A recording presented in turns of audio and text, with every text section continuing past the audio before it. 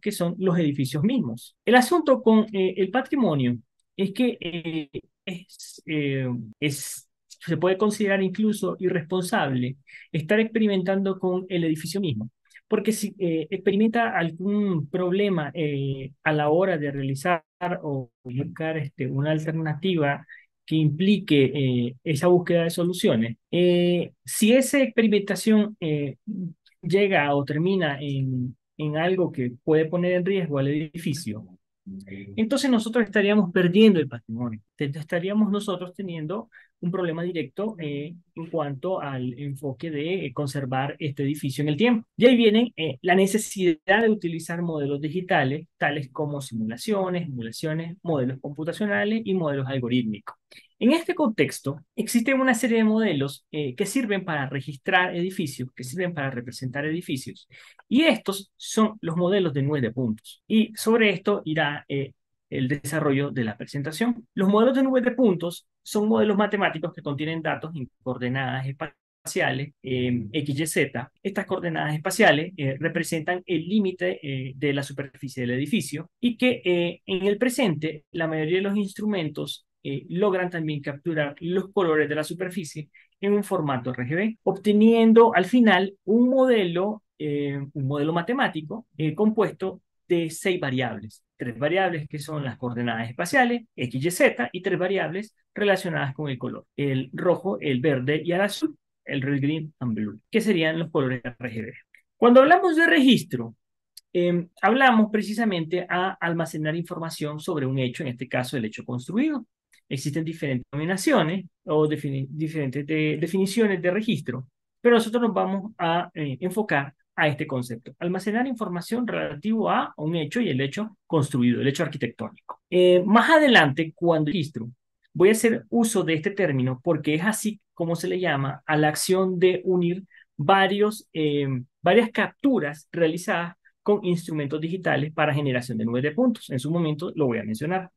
Otro término que tiene y que se utiliza mucho en cuanto a este tipo de trabajos es el término de survey, que consiste pues en a realizar una examinación detallada del conjunto de elementos que forma parte de algo, en este caso del edificio. Entonces, estos trabajos de registro o estos trabajos de survey en building, lo que buscan es capturar esa información que representa la forma del edificio y las características físicas relacionadas principalmente con la apariencia física del edificio a partir de su color. Bien, ¿y cómo estaría relacionado esto con las necesidades de registro en el patrimonio? Resulta que en el patrimonio existe un concepto denominado unicidad, y la unicidad es esa propiedad que tiene cada edificio por el cual nosotros buscamos conservar el edificio mismo. Entonces, cada edificio es único y porque tiene propiedades irreemplazables es necesario registrarlo. ¿Y qué tal realizarlo con herramientas digitales contemporáneas que nos permiten tener un alto detalle de las características geométricas y las características físicas de este mismo edificio?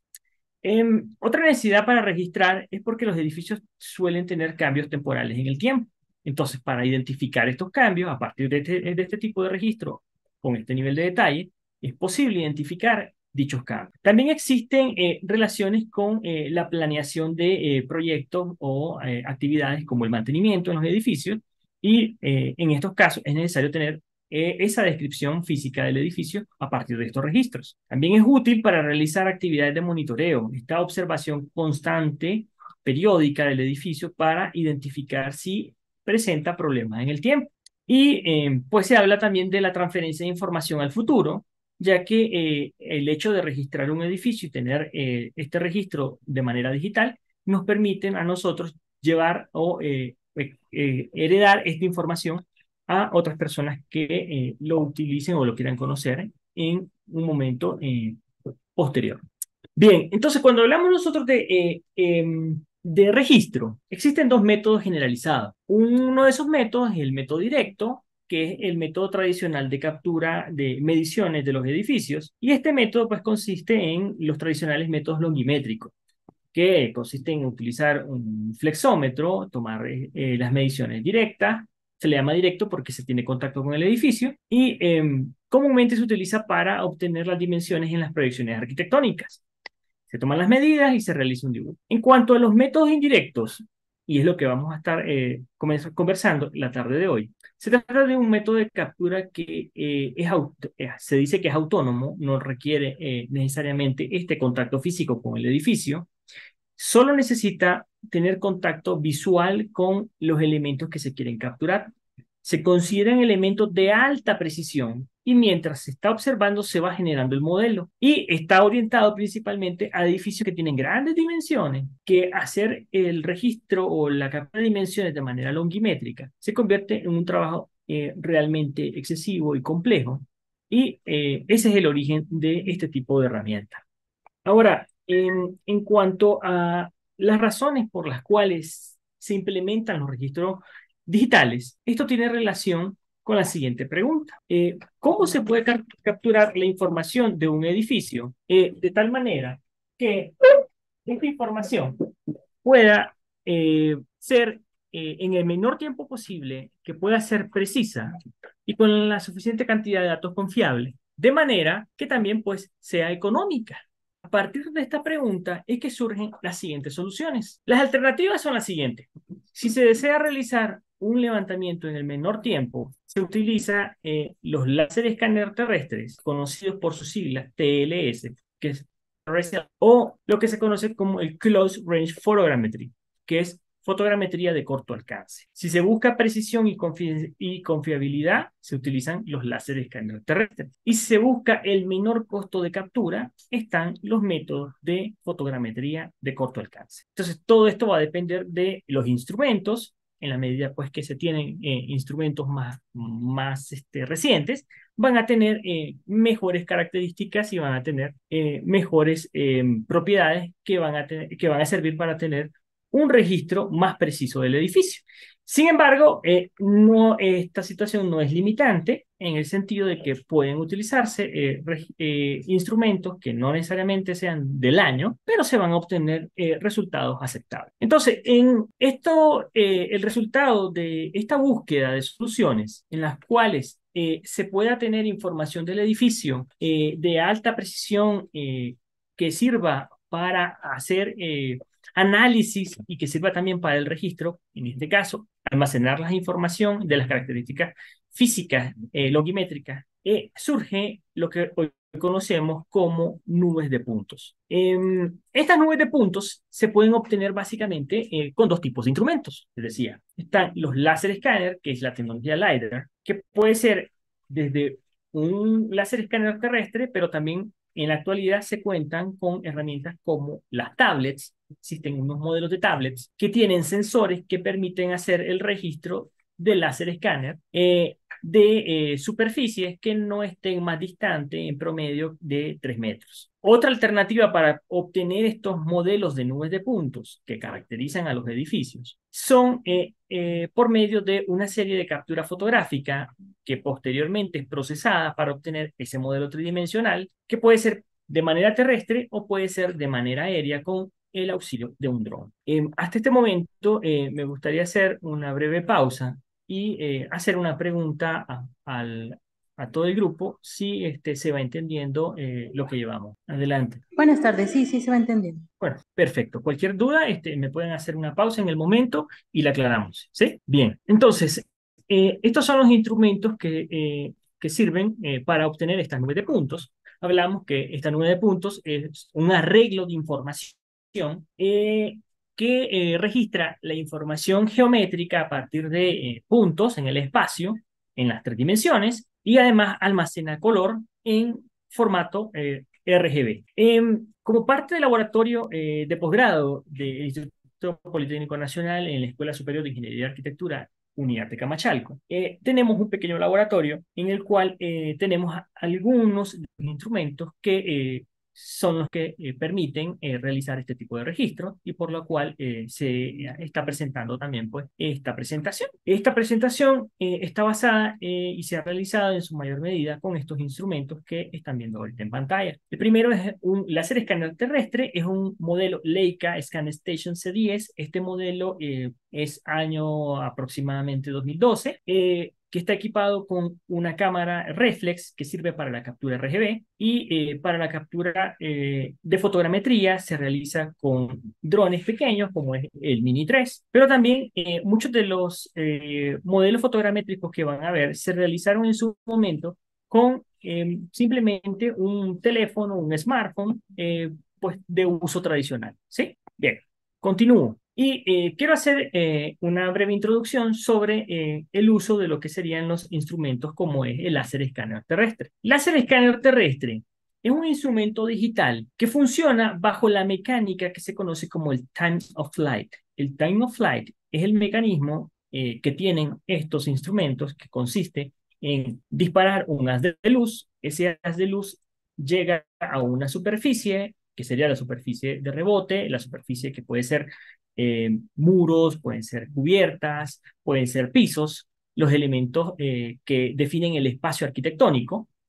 Y el instrumento tiene un sensor que permite calcular el tiempo que tarda el haz de luz de llegar desde el instrumento hasta la superficie del objeto y detectar por medio de un sensor el tiempo que hace ese rebote en esa superficie. Como pueden ver acá en este pequeño video que añadí en esta diapositiva, se puede ver rápidamente una serie de puntos que aparecen en la pared y esa serie de puntos consiste en cientos de puntos que dispara en el ángulo de 360 grados el instrumento y a partir de ese disparo de puntos en el espacio existe un sensor que identifica el tiempo que tarda hasta llegar en una superficie y calcula esa distancia. Ese es el mecanismo que utiliza el láser escáner. El láser escáner, como van a ver ahorita, pues necesita de un tripié y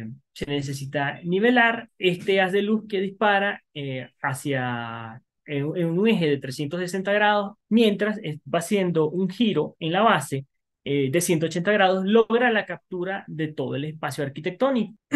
Lo que hace el escáner es que desde el punto donde se coloca, donde logra ver, donde logra llegar el haz de luz, es la superficie de captura. Por lo tanto, este instrumento necesita tener múltiples colocaciones en un espacio para poder tener la captura total. Enseguida van a ver cuáles son las estrategias de captura, cómo es que funciona el instrumento y los resultados que da.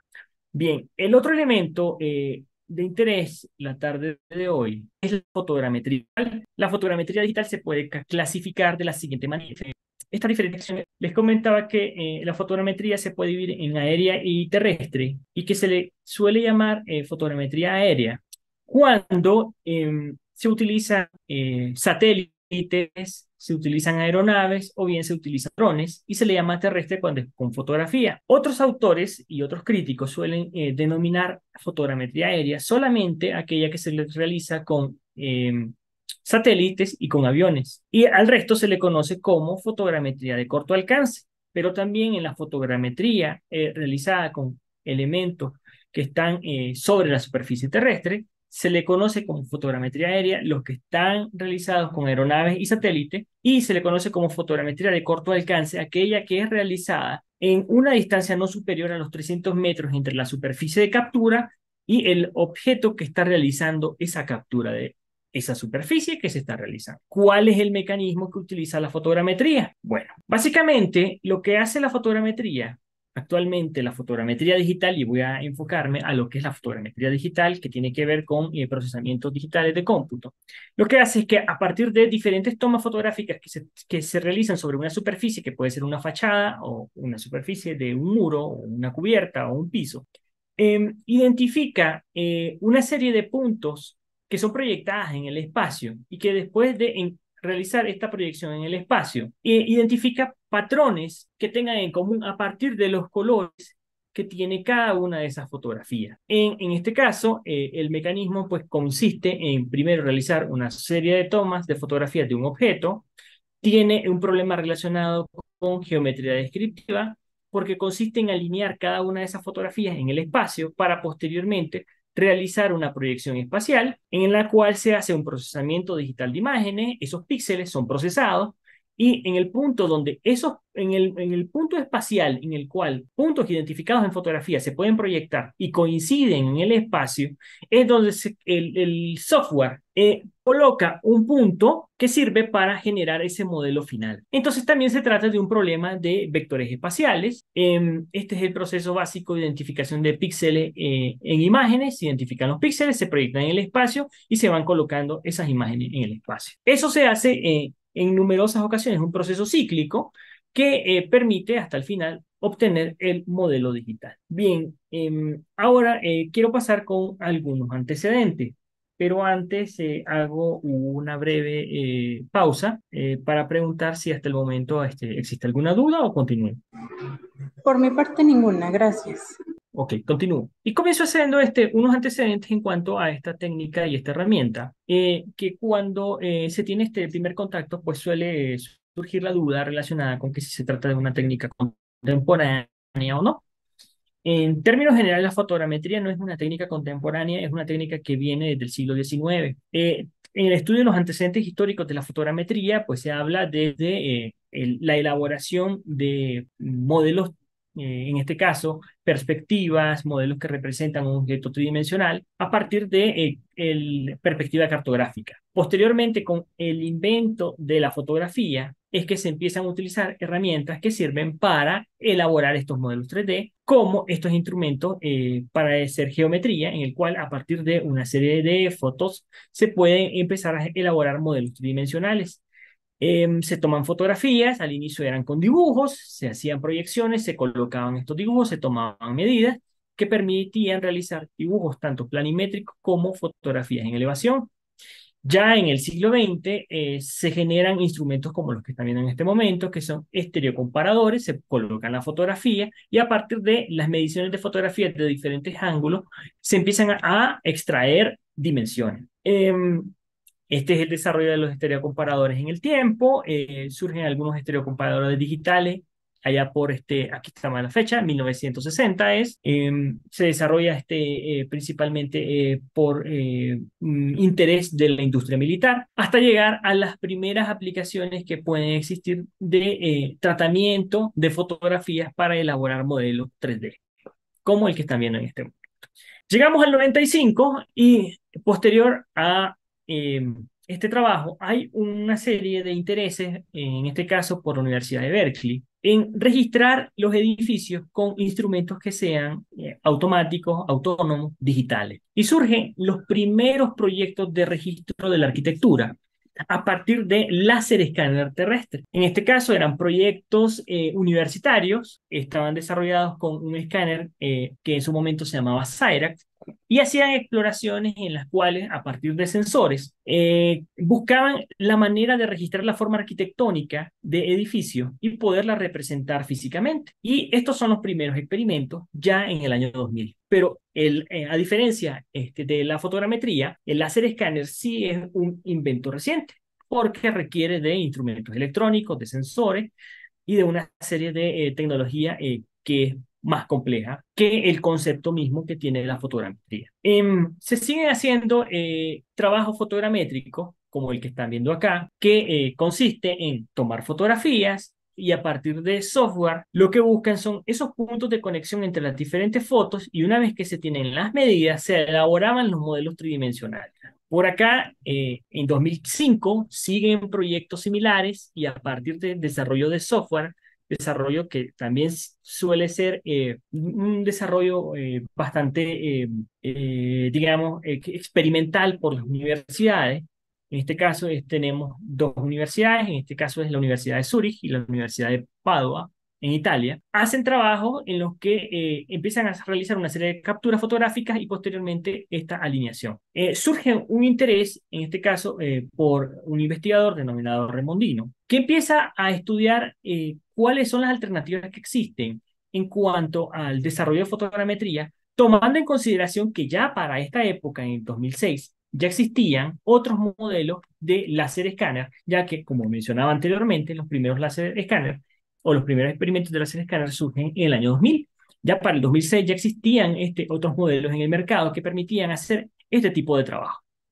Y realizan experimentos fotogramétricos siguiendo las mismas técnicas que se realizaban de manera manual, pero para obtener dimensiones y después dibujar un modelo tridimensional. Se hacen con diferentes tipos de objetos fotográficos, se empiezan a utilizar fotos a nivel terrestre, pero también se hacen drones experimentales que sirven para capturar dimensiones. El cambio cualitativo viene a partir de que se empiezan a desarrollar algoritmos que sirven para orientar las fotografías. Esto consiste en que ya deja de observar fotos y tomar medidas manuales y se lo dejan a un software que identifique las fotos, las alinee y después de esta alineación, que el mismo software calcule la distancia y estime los puntos en el espacio. Es en este momento en el cual se empieza a desarrollar una nueva etapa de la fotogrametría digital, que es como la conocemos al día de hoy. Pero esto sí es reciente, esto ya viene del 2010 en adelante. Se desarrolla primero la orientación de los sensores, existen proyectos en los cuales se desarrollan modelos, los primeros modelos tridimensionales a partir de esta alineación de sensores. Y se puede decir que los primeros experimentos en arquitectura de alineación, de generación de estos modelos fotogramétricos directamente con el espacio construido vienen en la búsqueda de reconstrucción de áreas arqueológicas. Se hacen ya los primeros software que permiten alinear estas fotografías de manera autónoma hasta generar los modelos tridimensionales que están observando en pantalla. ¿Dudas hasta el momento? No, ninguna. Ninguno, gracias. Ok, continúo. En esta sección, ahora les voy a comentar cómo es que está compuesto un láser escáner. Pues un láser escáner básicamente está compuesto por un tripié, la estación y otros instrumentos que se utilizan para poder hacer este registro tridimensional. El instrumento viene protegido de una caja. Esta caja lo que sirve es para evitar que sufra o experimente golpes con determinada superficie. Es una caja de seguridad. Por acá tienen un tripié. El tripié se abre, se coloca en una superficie. Voy a pasar rápidamente las fotografías. Esto es solamente para ilustrar cómo funciona y cuál es el mecanismo de montaje en campo. Se coloca el tripié, se abren las bases del tripié. Esto tiene un elemento en la parte inferior que sirve para acoplar la estación de trabajo. La estación se coloca sobre una superficie en la cual primero se hace una manipulación bastante delicada del instrumento, sobre todo porque suelen ser pesados. Se colocan sobre una superficie y una vez que ya está la base colocada, al instrumento se le colocan sus pilas de esta manera, se mueve la estación de trabajo, se coloca sobre el tripié, esta se ajusta y una vez que está ajustada se realiza una nivelación y cuando ya está hecha la nivelación, pues ya se puede utilizar el instrumento. También se puede colocar sobre la misma caja protectora que tiene y con eso él puede funcionar. Y lo que sí es necesario es que el instrumento esté colocado sobre una superficie rígida. Si no está colocado sobre una superficie rígida, el mismo instrumento tiene un compensador que no le permite ejecutar el proceso de registro porque no puede nivelarse y entonces los puntos no van a tener precisión. Es un mecanismo que tiene para tener precisión del resultado. Lo mismo el desensamble consiste en quitar el perno de fijación, en regresar el instrumento hasta su caja y una vez que ya esté en su caja, pues ya se puede trasladar a la siguiente posición. Ahora voy a hablar de los flujos de trabajo. El flujo de trabajo suele ser bastante importante en este tipo de instrumento porque a partir de considerar todos los pasos y entender toda la etapa de trabajo, es que se puede entender cómo funciona un registro con láser escáner. Entonces, básicamente esto lo podemos dividir en tres etapas. Una etapa previa, preliminar al trabajo de campo, el trabajo de campo que consiste en la captura de las dimensiones y la colocación en diferentes posiciones de la estación, y un trabajo de postprocesamiento. El dimensionamiento con el láser escáner, pues les comentaba que era un dimensionamiento indirecto, consiste en un alto nivel de documentación de acuerdo con estándares internacionales de documentación y registro de edificios, que se consideran 4 niveles. El nivel de más detalle es el nivel número 4. Captura dimensiones, decía, en alta precisión. Y estas son las fases de trabajo que vamos a hablar, las preliminares, las del trabajo de campo y las de procesamiento.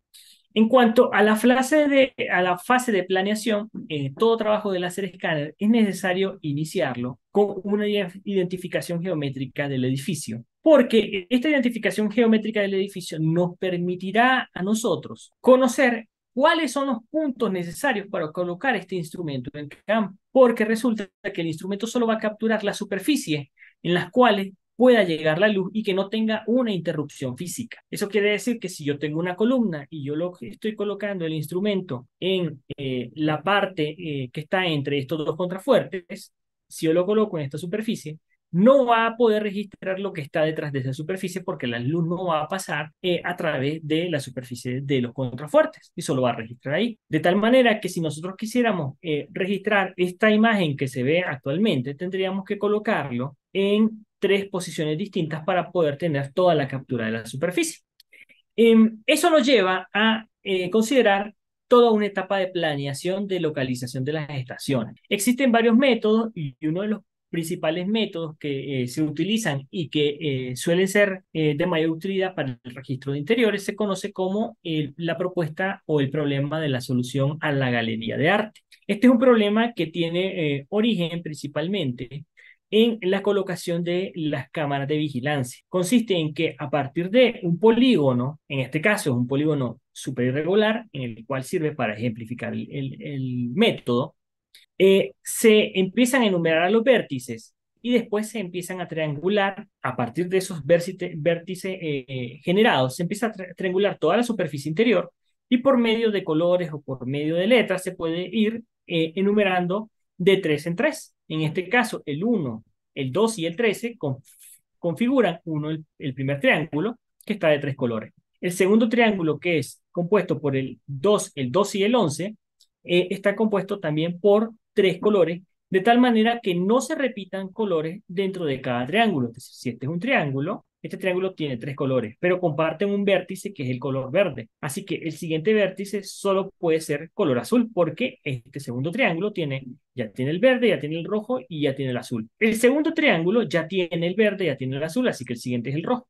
Bueno, se sigue este proceso en todo el polígono y el color que tiende a tener la menor cantidad de puntos o de representaciones son las posiciones óptimas que puede tener el instrumento. En este caso, si vemos nosotros cuántos puntos rojos hay, son 4. Si vemos cuántos puntos azules hay, aquí tenemos 3, 4, 5, 6. Y si vemos los puntos verdes, son 3. Entonces se colocan los puntos que tienen menor número de aparición dentro del diagrama, y esos son los puntos sugeridos para colocar la estación, en este caso, del láser escáner. Esto permitiría que si lo colocamos en el punto 2, tenemos un barrido de 360 que captura casi toda la superficie hasta llegar al punto 4 y así al punto 9. Con tres estaciones podríamos tener una captura completamente irregular de esa superficie. Ahora, resulta que en la práctica pues las superficies interiores no suelen ser tan complejas como la que se está viendo ahorita. Y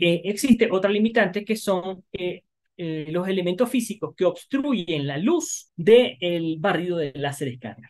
Esto nos lleva a generar otro tipo de estrategias de localización de estaciones, en la cual se van a ir colocando de tal manera que se logre la conexión entre cada una de estas estaciones. Recordemos que le decía que si yo coloco en este caso la estación en este punto, yo estaría teniendo un barrido de 360 grados hacia todos los lugares, pero este elemento de este muro me estaría generando oclusiones en esta esquina y en esta esquina, de tal manera que esta superficie y esta no se registraría, y por acá ni esta ni esta. Y así en varios de los ejes. Entonces, para hacer un registro eficiente, se requiere colocar el instrumento o la estación en más de un punto, de tal manera que se puede llevar una secuencia de puntos que comúnmente se consideran los vanos de las puertas y los puntos que puedan ser, si bien no son céntricos, puntos que sirvan para conectar, en este caso, exteriores, estas áreas que tenemos acá, toda esta área es exterior,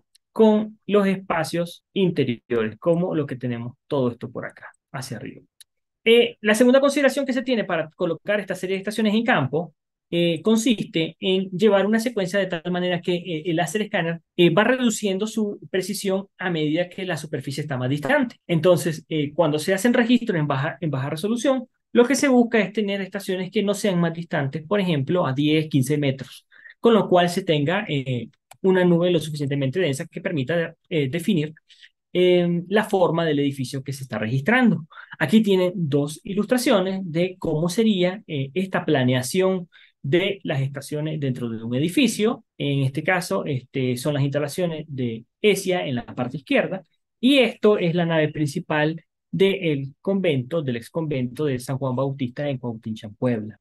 ¿Qué se hace posteriormente a eso? Bueno, se define en el mismo instrumento una serie de configuraciones que permiten definir cuál va a ser la resolución de cada captura en esa estación. Se define también la captura RGB y se realiza una planeación por días. Se dice, se distribuyen esa cantidad de puntos en función del tiempo que se tarda el instrumento en captar toda esa nube de puntos por estación, y se puede determinar cuántas estaciones se van a levantar por día.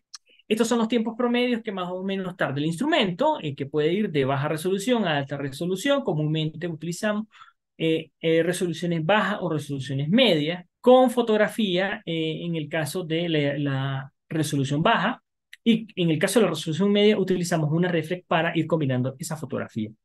Esto es parte de los acuerdos que se llegan en cuanto a las jornadas de trabajo, de captura. La mayoría de los trabajos que hemos realizado han sido desarrollados por los mismos estudiantes y han tenido pues principalmente el enfoque académico para el desarrollo de investigaciones de tesis.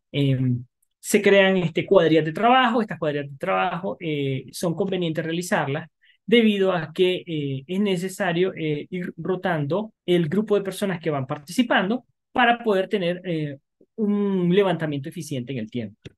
Se distribuyen roles entre los participantes. ¿Cuál va a ser su rol? Esos roles están relacionados con colocar el estación, llevar el seguimiento de la estación, hacer la captura RGB, llevar un registro de levantamiento en campo. Y para ejemplificar estas actividades, pues acá pueden ver una serie de personas que han estado colaborando con los trabajos que se han estado realizando, y pues también lo coloco a manera de crédito a las personas que han estado realizando estos trabajos conmigo, y que van a empezar a ver una serie de fotografías a partir de lo que están viendo ahorita. En una segunda etapa de trabajo está lo que se conoce como campaña de captura de campo, que consiste en colocar el instrumento, la estación de campo. Esa estación consiste en, les decía, en colocar el tripié, colocar la estación, configurarle, hacer el barrido 3D. Es necesario considerar en campo dónde se va a resguardar el equipo. La ejecución de las actividades, les decía, llevar a cabo esta distribución de roles. Dentro de esta distribución de roles, como pueden ver en el video de la izquierda, consiste pues en todo un equipo de trabajo en el que más de una persona tiene que estar consciente de cada una de las herramientas que se utilizan para el registro, que va desde los tripiés hasta la colocación de estos elementos azules que van a ver en más de una fotografía, como el que está acá, que se encuentra aquí al fondo, que va a servir para unir los distintos registros que se van a ir haciendo en campo. Entonces les decía, se coloca el tripié, se coloca la estación, se configura, y una vez que ya se configura, se va a colocar los tripiés. Estos tripiés de colocación de los targets van a servir para que el instrumento identifique puntos en comunes que no van a variar entre estación y estación, que va a permitir al final realizar la unión del conjunto de nubes de puntos. Y finalmente, existe un instrumento que sirve para añadirlo a la estación, en la cual se pueden tomar fotografías de alta resolución, como es una cámara reflex que están viendo ahorita, y con todo esto junto se lleva a lo que sería el procesamiento de gabinete.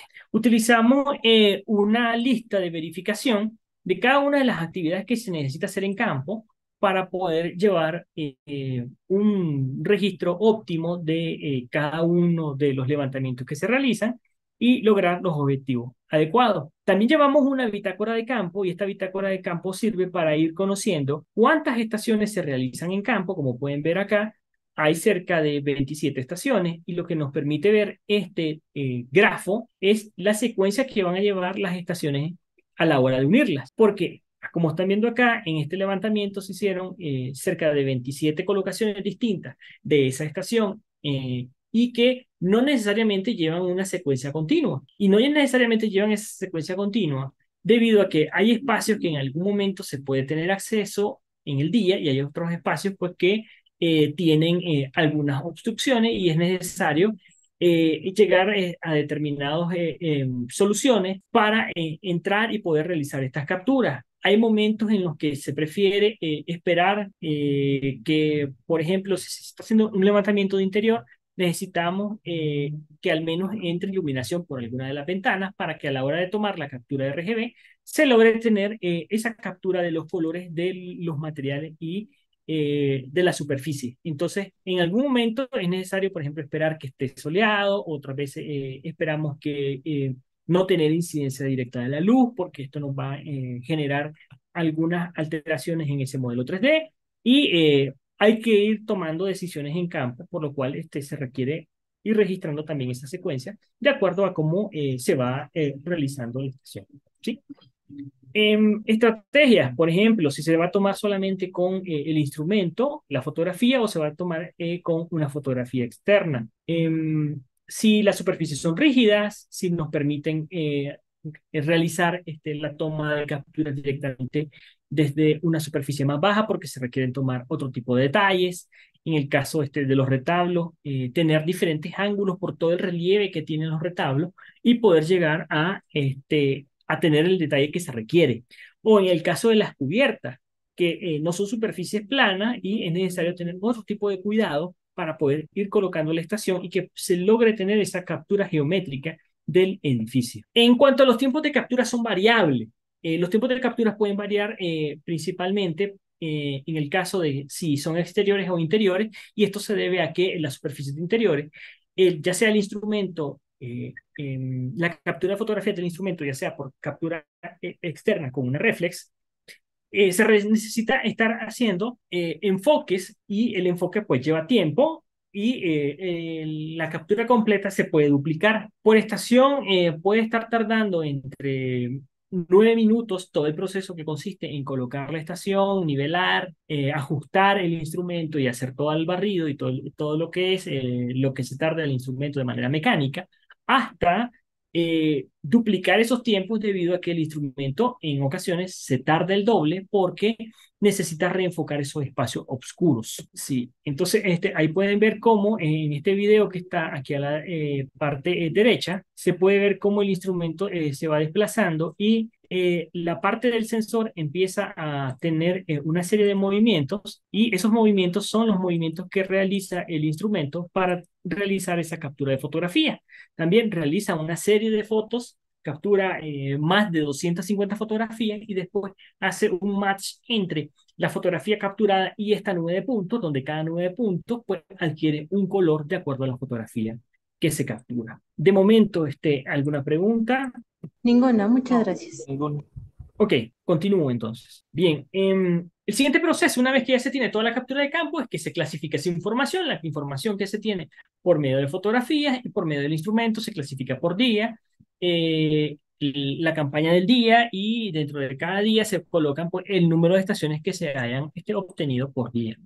Posteriormente a esto pasa toda una etapa de procesamiento de datos. Estos procesamientos de datos pues dependen principalmente de software. El software de unión de nubes de puntos se le llama un software de registro y aquí es donde viene el término de registro que les comentaba al inicio de la presentación. Se hace toda una clasificación de la información y se definen los formatos en los que se van a exportar para poder unir las nubes de puntos. Cada estación, cada colocación que tiene el láser escáner en campo va a generar una nube de puntos distintas que va a tener su propio eje de coordenadas y, por ejemplo, en el diagrama que se ve ahorita en pantalla en la sección izquierda, tiene un total, creo que aquí dice 19, sí, así fueron 19 estaciones, es decir, 19 archivos, 19 nubes de puntos distintas que es necesaria irlas conectando, por lo cual se hace necesario regresar a la bitácora de campo para llevar esa secuencia y conocer cuál es la secuencia de las estaciones para irlas conectando. Es necesario que entre cada estación existan áreas de traslape entre estas nubes de puntos y se busca pues también que esas superficies de traslape sean superiores o similares al 40% para que esta unión sea más sencilla, o bien utilizar los elementos azules que les mencionaba en las fotografías anteriores, que son los targets, y que van a servir para conectar. ¿Cómo se hace el registro de las nubes de puntos? Bien, ese registro de estaciones se va haciendo, les decía, desde un software en el cual se van identificando puntos en común. ¿Cómo serían estos puntos en común? En la parte de arriba tienen una estación, un registro, un archivo, es decir, se coloca la estación, se hace un barrido 360 de esa nube de puntos, se desplaza a otro punto para tener mayor detalle de otras superficies que estén más cercanas a esa superficie que se desea capturar, se hace otro barrido de nube de puntos y las dos nubes de puntos se unen. ¿Cómo se unen? Estos elementos azules están representados ahorita en la pantalla desde dos estaciones. Si se fijan en la parte de arriba, la densidad de los puntos se pueden ver que son tan bajas que se ven como una serie de líneas. En cambio, en la estación que está en la parte de abajo, está más cercana a esa superficie, a ese muro que se ve en la parte frontal izquierda, y tiene una mayor resolución de tal manera que se puede ver completo en color como de una tonalidad que va de verde pasando por amarillos, naranja, hasta llegar a rojo, ¿sí? ¿Qué se hace? Pues se identifican esos puntos en comunes y se van seleccionando. Se necesitan seleccionar al menos 3 puntos en comunes y una vez que seleccionan esos 3 puntos en comunes, se hace una alineación digital para que los dos modelos digitales se puedan unir y una vez que se logran unir, es que ya uno tiene ese modelo final de una nube que se conoce como una nube densa. Y así se va haciendo esto por cada par de nubes. Eso quiere decir que si tenemos cerca de 100 estaciones de campo, pues se van a tener que ir buscando pares de estaciones que tengan elementos en comunes, identificar esos elementos en comunes, identificar al menos 3 puntos en comunes y una vez que se identifican, ir asociando estos pares. Cuando se unen todas, ya se tiene el modelo completo. Ese registro también se puede hacer de manera gráfica, de manera visual. Tiende a ser menos preciso, pero consiste en estar girando los modelos para hacerlos empatar en una de las vistas. Esto está limitado a la visión en planta, y una vez que se tienen esos modelos, se ajustan, se hace lo que se conoce como el registro o un segundo registro que es un registro por optimización. ¿Cómo sería entonces esto de la clasificación de fotos? Aquí ven este ejemplo de carpetas. Cada una de las estaciones se genera una carpeta, cada carpeta tiene un conjunto de fotos, ese conjunto de fotos describe los diferentes ángulos que tiene esa toma de captura, que posteriormente se proyectan estos colores de la fotografía a la superficie, o perdón, a las nubes de puntos, y cada nube de puntos adquiere píxeles que describen esa superficie y a partir de esos colores. También las fotografías tienen todo un procesamiento, se generan panoramas, de estos panoramas se generan eh, una serie de proyecciones a partir de un cubo, se proyectan los puntos sobre una proyección cúbica y los colores y los píxeles que tienen en común son los que adquieren esos puntos. Aquí tienen un ejemplo de una estación y el conjunto de puntos que tiene una estación. Aquí pueden observar también lo que les comentaba hace un rato sobre el problema que puede existir a la hora de tener exceso de iluminación en las ventanas, como lo que pueden estar viendo acá o la nube de puntos que está por acá. En esos casos, pues la nube de puntos va a quedar completamente blanca porque desde el interior lo único que se ve es el acceso de luz y esa es la manera en que, pues finalmente, la captura fotográfica logra tener esos elementos físicos. Después se unen todas estas nubes y se obtienen modelos completos como el que están viendo ahorita en pantalla. Esto es la capilla abierta de Tlalmanalco. Esta fue realizada con 9 estaciones, se unieron todas las estaciones y se obtuvo este modelo que están viendo. ¿Cuáles son los problemas comunes que existen a la hora de registrar? Bien, a la hora de registrar, el instrumento solo va a registrar esas nubes de puntos de las superficies a las que va a llegar el haz de luz del rayo láser.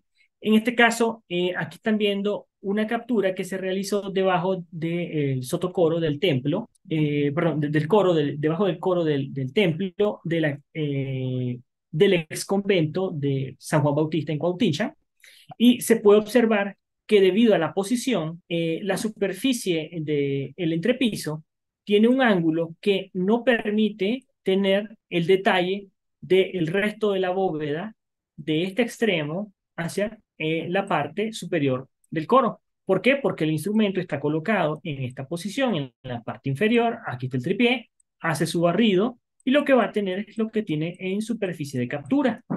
Por lo que el resto de elementos pues, son puntos perdidos por la misma oclusión que tiene el objeto o el instrumento a la hora de capturar. Otro problema común es la variación del ángulo de incidencia. Aquí se puede ver que el instrumento está colocado más o menos por esta posición, podemos decir. Entonces, a la hora de hacer el barrido 3D, va a tener mejor resolución acá debido a que a medida que va haciendo el giro hasta llegar acá, esa diferencial angular que va a tener el instrumento por programación a medida que está más distante, pues va a tener menos resolución y se van a ver solamente como líneas en la cual pues no se tiene ese detalle de lo que pueden representar las mamposterías en el caso de querer hacer algún análisis sobre posibles agrietamientos que puedan tener.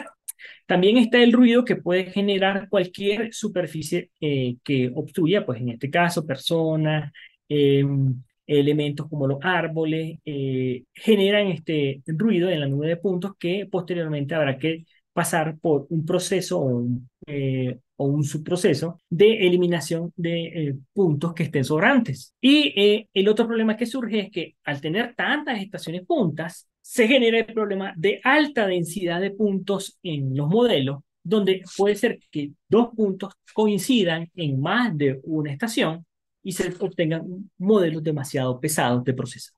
Voy a hacer una pausa en este momento y si existe alguna pregunta, la contestamos de una vez. Adelante. Sin preguntas, doctor. Ok, entonces continúo. Bien. ¿Qué sigue después de esto?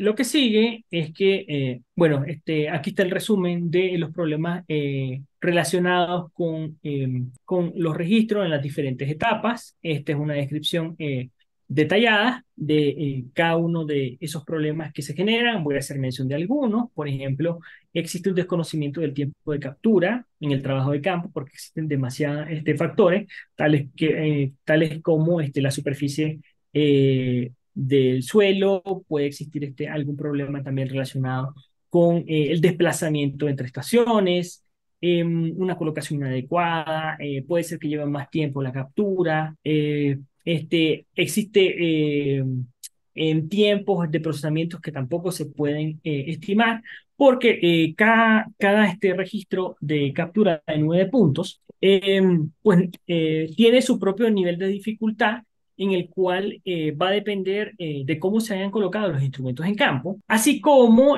considerar que la misma elementos como los que mencionaba anteriormente, la oclusión, el exceso de resolución o el exceso de elementos visuales, puedan estar generando algún problema que signifique un mayor tiempo de registro. Entonces, estos son algunos de los trabajos realizados, el levantamiento en este caso del convento San Juan Bautista en Cuauhtinchan, la capilla abierta del Tlalmanalco.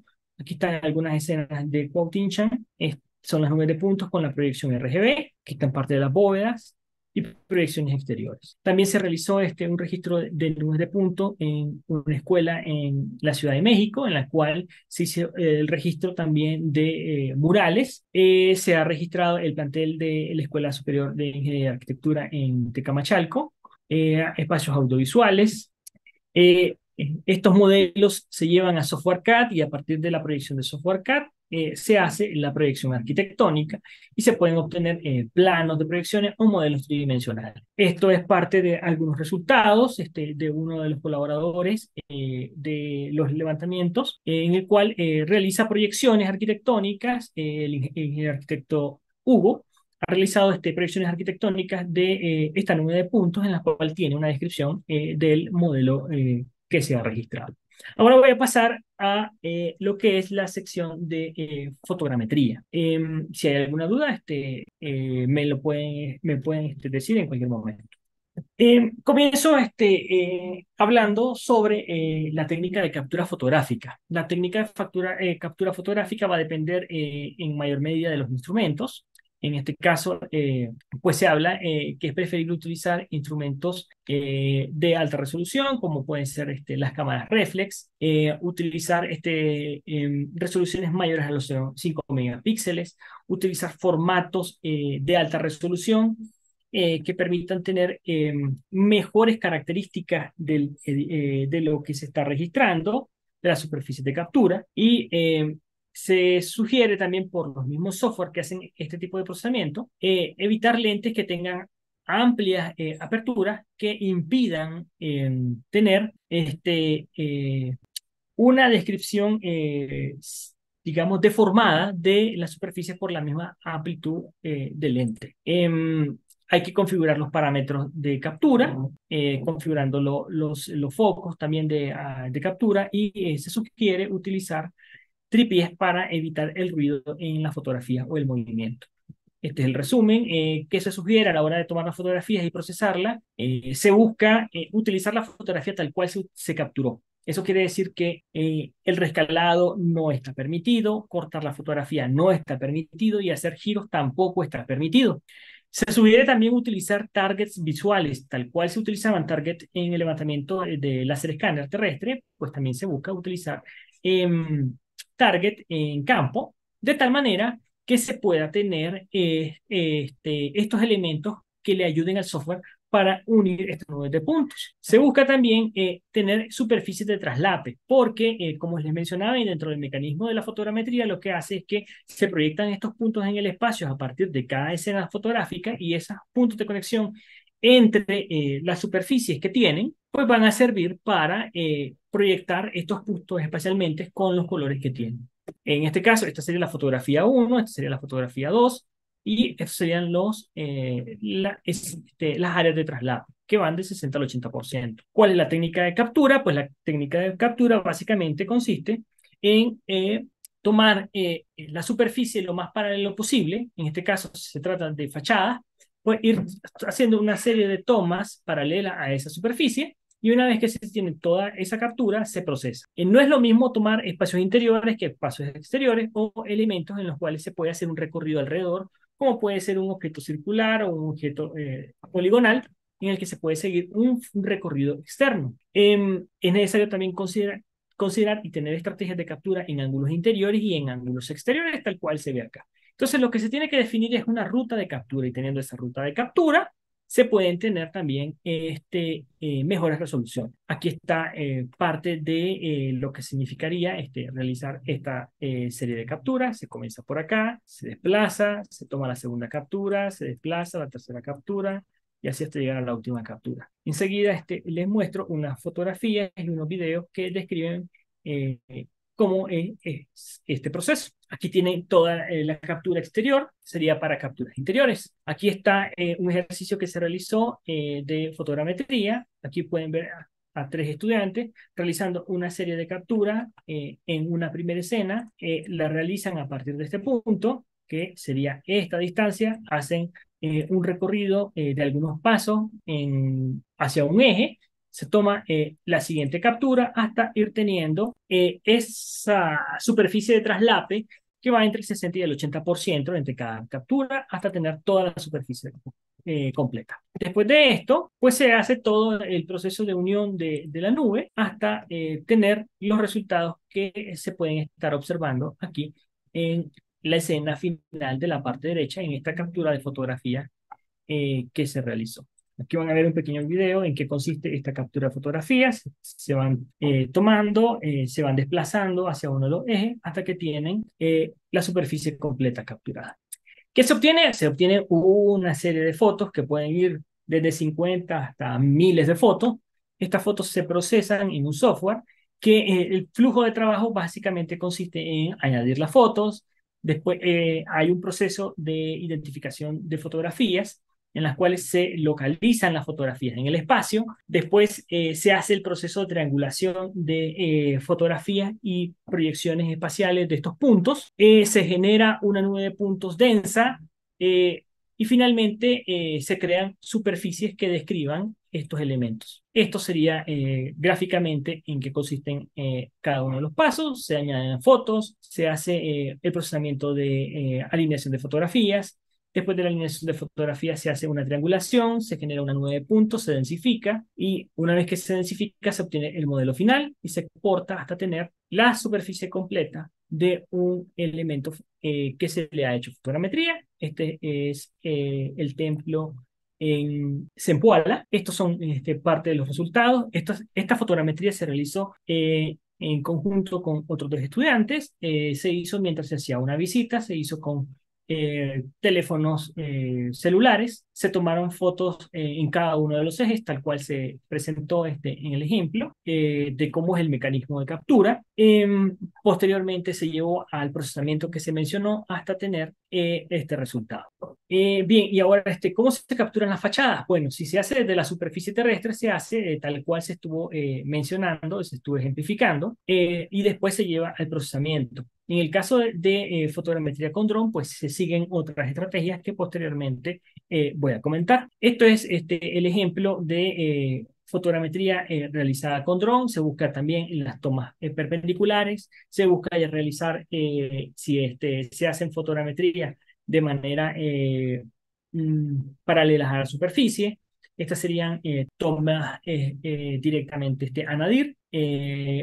Se hace un recorrido en toda el área para llegar a lograr los traslapes. Una vez que se tienen los traslapes, se hace el procesamiento y se obtienen resultados como los que se están viendo. Se realizó un ejercicio allá por 2018 con la Universidad de Hidalgo. Se llevó a cabo con un conjunto de estudiantes, hizo un procesamiento y se obtuvieron estos resultados que se ven en cada una de las pantallas. Este otro ejercicio de fotogrametría realizado en una visita en Teotihuacán. Esta es la pirámide de Quetzalcóatl. Se tomaron una serie de fotografías y posteriormente se procesaron hasta obtener una descripción gráfica de este montículo piramidal. Aquí está otro ejemplo el templo de Quetzalcóatl. Esto fue en 2019. Se tomaron una serie de fotos, se procesaron y se obtuvo este ejemplar. Así también se pueden se pueden utilizar esta herramienta para tener registro detallado de elementos donde no se pueden tomar medidas, tal cual puede ser el colapso de una bóveda y que tomando diferentes escenas a nivel de tierra se puede tener la descripción del modelo. Ahora voy a pasar a hacer una pequeña descripción de lo que sería la fotogrametría aérea. Esta básicamente, a diferencia de la fotogrametría terrestre, pues consiste en que se tiene otro ángulo de captura. En este caso el ángulo de captura es aéreo, se tienen diferentes ángulos. Lo que se hace es que se vuela un dron, se tiene otros ángulos de captura, se toman una serie de fotografías y esas fotografías se procesan. Esto fue realizado también por dos colaboradores, en este caso Hugo García y Eduardo Larriba, dos de los pilotos que han colaborado en este trabajo. Posteriormente van a ver los resultados. Hicieron todo un análisis de la superficie desde tomas aéreas, realizaron una serie de capturas hasta tener el resultado que ven en la sección izquierda, que es la reconstrucción desde el ángulo superior de todo el conjunto conventual. ¿Dudas, preguntas hasta el momento? Todo bien, gracias. Ok. Ahora voy a pasar a la parte final de la presentación, en la que voy a hacer mención de algunos estudios que se han realizado en los últimos 6, 5 años, relacionados con la fotogrametría y las principales aplicaciones que han tenido en cuanto a el estudio del patrimonio. Una de estas primeras estudios tiene que ver con el análisis de precisión que puede tener los modelos fotogramétricos en relación a modelos que son de alta precisión como son los modelos de láser escáner. Entonces se buscan comparar estos modelos y a partir de comparación se hacen valoraciones de su precisión. Son comunes los estudios que buscan tener la descripción geométrica o el modelo tridimensional de áreas arqueológicas. En este caso, aquí se utilizan dos tipos de drones, a la fija, otro de rotor, se hacen una serie de recorridos y se obtiene toda la descripción a partir de los modelos de superficie.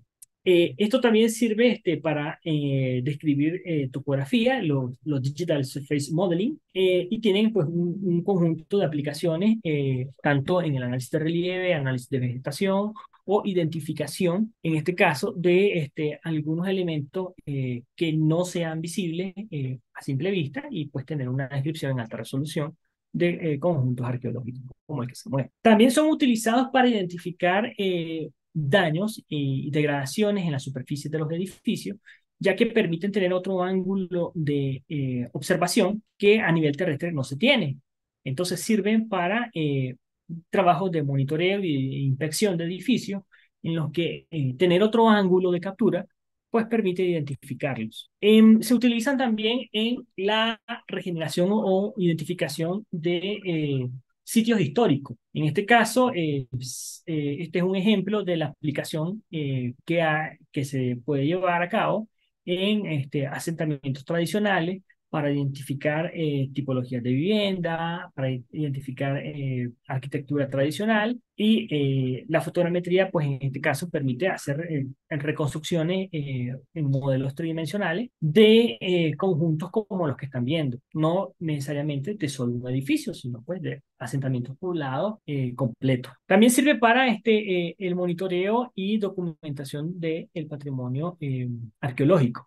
Sirve estos modelos digitales de superficie, como mencionaba en hace dos diapositivas, se pueden tener los complejos completos y también se pueden tener al detalle edificios tomados desde exterior, que será necesario también realizar una toma terrestre a nivel de piso para poder ver los resultados que puede o la captura de los interiores y hacer un match entre estos dos modelos a partir de los procesos de registro que mencionaba anteriormente. Esto permite tener modelos como los que están viendo, que posteriormente pueden ser llevados al procesamiento para obtener proyecciones arquitectónicas y obtener modelos tridimensionales que describan estos edificios que sirven siempre para lo que mencionaba, lo del registro de la arquitectura. Em, Se utiliza en general en muchísimos procesos de documentación de la arquitectura patrimonial, como parte de los ejemplos que estaban viendo. Y aquí se mencionan en estos estudios algunas de las estrategias que se siguen para captura de superficies, que es siguiendo algunos ejes en los que se logran esos traslapes, o bien en el caso de fachadas como en la siguiente diapositiva. Sirve también para hacer capturas del patrimonio rural, patrimonio vernáculo. Se ha utilizado en combinación con fotogrametría terrestre para tener estas descripciones de estos edificios. En arqueología digital, también en la reconstrucción, que es para identificar a partir de elementos existentes, hacer hipótesis reconstructivas de qué era lo que existía en el pasado. Entonces, suelen hacer capturas de elementos en el presente y a partir de los elementos que se están observando, hacer reconstrucciones o hipótesis de cómo pudo haber estado en el pasado. También están los estudios denominados estudios de bajo costo, en los que se hacen inspecciones con diferentes tipos de instrumentos para ver cuáles son las resoluciones que pueden tener, aun cuando estos instrumentos pues, no tienen una alta calidad, y especialmente eso se debe a los sensores de fotografía. Como han estado viendo, estas nubes de puntos se pueden estar generando ya sea por instrumentos como el láser escáner, así como por instrumentos como la fotogrametría. Hay técnicas que sirven para mezclar estos dos productos, que serían la nube de puntos de láser escáner y la nube de fotogramétrica, para generar modelos densos, se les llama, en que la combinación de ambos instrumentos permitan tener mayor resolución de los modelos y también permitan tener ese registro detallado de lo que se busca siempre en el patrimonio. Esta técnica de registros mixtos se utilizaba en un inicio, cerca del 2010, se utilizó los momentos donde los láser escáneres no tenían fotografía integrada. Cuando no tenían fotografías, fotos o sensores de fotos integrados, utilizaban las nubes de puntos fotogramétricas para poder ponerle colores a los puntos de láser escáner, de los modelos de láser escáner. Este es otro ejemplo que se puede encontrar en la literatura de esta combinación de estas dos nubes de puntos. También hay estudios que buscan, les decía, la precisión. Estos estudios de precisión buscan estimar si determinados modelos o sensores de cámaras, ya sea de celulares, cámaras reflex, generan modelos lo suficientemente precisos para describir elementos arquitectónicos y identificar cuánto es el error que puede tener una fotogrametría en relación con una nube de punto de láser escáner. Em, Se hacen también, les decía, a partir de estos dos modelos se estiman una serie de puntos, como se están observando aquí en la fotografía derecha, se estiman estos puntos y se miden esas distancias. Una vez que se miden esas distancias, se empiezan a comparar y se identifican las variaciones que tienen entre un modelo realizado, por ejemplo, con láser escáner y otro modelo realizado con fotogrametría. O bien pueden ser comparados dos tipos de sensores o dos tipos de cámaras y se buscan, a partir de modelos probabilísticos, estimar los errores que tienen en suma todas esas distancias calculadas a partir de esos dos modelos.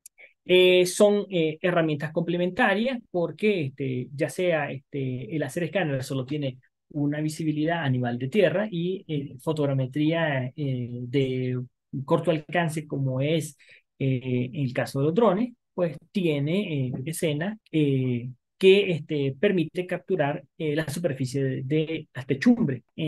En este caso, pues los dos modelos se complementan. Los modelos de precisión, les decía, que se tratan de modelos que buscan estimar esos errores que pueden tener entre dos tipos de nubes de puntos. En este caso, este es un estudio que busca conocer también cuáles son los mejores software y cuáles son los software que tienen menor error a la hora de procesar y esos procesos, esos resultados que se obtienen, cuáles son los modelos más precisos. También hay estudios relacionados con estrategias para capturas de fachadas, como pueden ser torres, donde es necesario seguir todo un proceso secuencial de fotografía para obtener modelos que lo que siempre se anda buscando es precisión en los resultados. Acá pueden ver también otros estudios relacionados con el análisis de la precisión de fachadas y los estudios de flujos de trabajo. Algo que en la misma literatura pues se dice que tiene bastantes variaciones y que dependen mucho de los instrumentos y esa es la razón por la cual antes de entrar a otros detalles relacionados con la elaboración de modelos fotogramétricos, la elaboración de nubes de puntos, con láser escáner terrestre, pues mencionaban los procesos de flujo de trabajo que suelo seguir para obtener parte de los resultados que les mencionaba anteriormente. Estas son algunas de las secuencias de experimentos sobre capturas de fachadas que también se pueden encontrar. No existe de momento una un resultado que sea lo suficientemente concluyente sobre cuál de las estrategias suele ser más precisa. También estos son estudios que siguen en desarrollo y que habrá que analizar resultados bajo la homologación de sensores o utilizar el mismo instrumento para hacer capturas, diferentes tipos de capturas y comprobar cuáles son las mejores estrategias de captura desde el punto de vista de los drones para elaboración fotogramétrica. Este es otro estudio también. Por un lado se habla de que es mejor la toma oblicua, por otro lado se habla de que es mejor la toma paralela. Y también hay estudios que buscan identificar cuáles son los mejores software de procesamiento de datos en función del tipo de captura que se realiza, en función también de los tipos de sensores que pueden tener las fotografías. Cuando los sensores tienden a tener mayor foco de apertura, ¿qué software tiende a realizar mejor trabajo que otro? Y siguiendo pues estos procesos. En los últimos años, con el desarrollo de modelos de inteligencia artificial, también se busca la segmentación de las nubes de puntos. Y la importancia de la segmentación de las nubes de puntos es que ya permite identificar los diferentes tipos de superficie, incluso diferentes tipos de materiales, sin necesidad de hacer una actividad humana. Es decir, que una vez que se hace esta elaboración de nubes de puntos, el mismo software identifique materiales que pueda agruparlos y de tal manera que sea más sencillo la elaboración de los modelos tridimensionales, digitales o proyecciones arquitectónicas. También está como todo un área de investigación abierta lo que es el estudio de análisis de fotogrametría low cost. En este caso, hay un estudio realizado en el año 2000 en el cual comparan dos tipos de drones. Uno, el más barato que se encontraron en el mercado, que según la descripción del mismo estudio, tenía un costo menor a los $100 en contraste con un dron de alta calidad. Y pues comparan los resultados entre ambos tipos de instrumentos para identificar los errores que pueden existir. Siguiendo análisis de elaboración de modelos digitales, también se unen todos los modelos como NERF, que son modelos de análisis algorítmico que utilizan fotografías para generar modelos tridimensionales y los análisis de elaboración de nube de puntos a través de lo que se conoce como el crowdsourcing, que no necesariamente puede ser una nube de puntos secuencial realizada en un solo día por una sola persona, sino que este tipo de estudio lo que buscaba era reconstruir monumentos que habían sido destruidos en un proceso de destrucción que llevaron durante una guerra y que a partir de las fotografías que habían tomado diferentes personas en diferentes momentos, elaborar estos modelos fotogramétricos. Y pues eso sería todo de la presentación y lo dejo abierto a cualquier duda, consultas, comentarios que quieran realizar. Hola, doctor, buenas tardes. Yo quisiera saber, si cualquier persona pudiera tener acceso a este dron, si hay que solicitar algún permiso, este, ya creo que en algunos espacios patrimoniales, antes, por ejemplo, aparecía el prohibido tomar fotos con flash, pero ahora creo que ya esto está apareciendo en la señalética prohibido uso de drones, ¿no? O sea, ¿se requiere alguna licencia para? Este, hay, hay una, Hay una norma mexicana que establece algunas limitantes en cuanto al uso de los drones y la limitante está definida básicamente en el peso que tienen los drones. Los drones que se consideran de uso recreativo, que son aquellos que tienen un peso con su batería menor a los 240 gramos, se pueden pilotear sin necesidad de una licencia. Si el dron tiene un peso superior a los 249 gramos, se requiere ya una serie de permisos. Queda completamente prohibido el vuelo en áreas urbanas y sobre todo en áreas cercanas a helipuertos. Todo eso se describe en la misma norma y existen pues una serie de limitantes en cuanto al uso de este tipo de instrumentos. Bueno, eso en cuanto a la pregunta del piloteo de drones. A ver, ¿qué más cosas me dijiste? Me dijiste sobre la iluminación, ¿verdad? ¿Qué fue lo que me dijiste de la iluminación? Sí, bueno, primero sobre si cualquier persona podía usarlo, si había alguna norma. Y bueno, que en algunos edificios patrimoniales, o sea, ya está, digamos, como incluido dentro de elementos, objetos que no se pueden usar. No se pueden utilizar en interiores, por eso es que no se recomienda para el uso de interiores. Para el vuelo de estos instrumentos también se sugiere utilizar no licencia, se requiere usar o tener un seguro de daños a tercero. En realidad, es una situación bastante complicada porque existen pocas aseguradoras que lo hagan. Ahí pues depende principalmente del permiso que puedas tener para pilotear determinados edificios y la necesidad que existe para tener el registro de esos edificios de acuerdo a las necesidades locales. Se sugiere también superar el número de 20 horas de vuelo para poder hacer este tipo de maniobra, aunque en la actualidad la mayoría de los artefactos con RPAS, que es el término técnico que tienen unos niveles de estabilidad bastante altos, los instrumentos actuales. Incluso los rotores están diseñados para resistir vientos que andan cerca incluso de los 30 y los 35 eh, kilómetros por hora. Es decir, que se ha desarrollado bastante lo que es la tecnología de los mismos instrumentos para permitir que esto sea más sencillo, lo cual pues tampoco deja de lado el hecho de tener todas las herramientas que puedan ser prudentes para realizar este tipo de campañas de vuelo. Hay estrategias como no acercarse, por ejemplo, más de 10 metros a las superficies en cualquiera de los ejes. Se sugiere tener una inspección, como mencionaba, antes de hacer seguimiento de las rutas y los recorridos de vuelo, diseñar estos recorridos de vuelo. También existen software que permiten estos recorridos de vuelo que, de acuerdo a la norma, es lo que se tiene que utilizar. Se tiene que utilizar un software de seguimiento para que el proceso sea automático. Hay otra restricción en cuanto a la distancia que puede estar el piloto del instrumento en vuelo. Creo que anda en no más de 450 metros desde donde se está piloteando hasta donde llega el instrumento. Esto se puede también delimitar con el mismo instrumento, el mismo mando y la misma configuración de software de vuelo, que todo en suma pues hace que el registro pues sea más sencillo de realizar y que cumpla con los estándares y medios de seguridad para realizar las capturas. Y siempre y cuando pues sean exteriores. Para interiores sabemos que tiene que ser con fotogrametría terrestre. En este caso puede ser la cámara fotográfica o la misma cámara del celular. No sé si me crucé algo o me Sí, faltó algo.